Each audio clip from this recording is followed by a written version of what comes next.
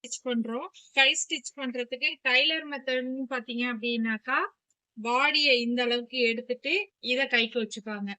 So நம்ம என்ன பண்றோம், ஒருத்தருக்கு இவ்வளவுதான் துணி தேவைன்றது நம்மளுக்கு தெரியும்.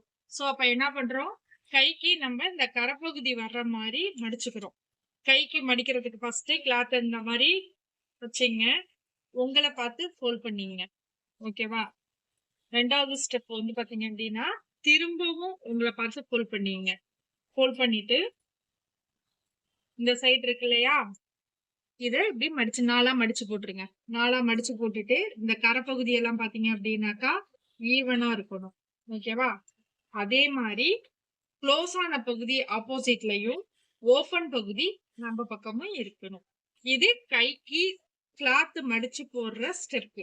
ஃபர்ஸ்ட் என்ன பண்றோம், கிளாத்தை ஃபுல்லா பிரிச்சிடுறோம். திரும்ப நம்மள பார்த்து ஃபோல்ட் பண்ணிக்கிறோம். அதுக்கப்புறம் அதையும் இன்னொரு ஃபோல்ட் பண்ணிக்கிறோம். பண்ணா 4 பீஸ் கிடைக்கும். ஓபன் சைட நம்மள பார்த்தும் க்ளோஸ் சைட ஆப்போசிட்லயும் வைக்கிறோம். இதுதான் கைக்கு கிளாத் வெட்டும் முறை.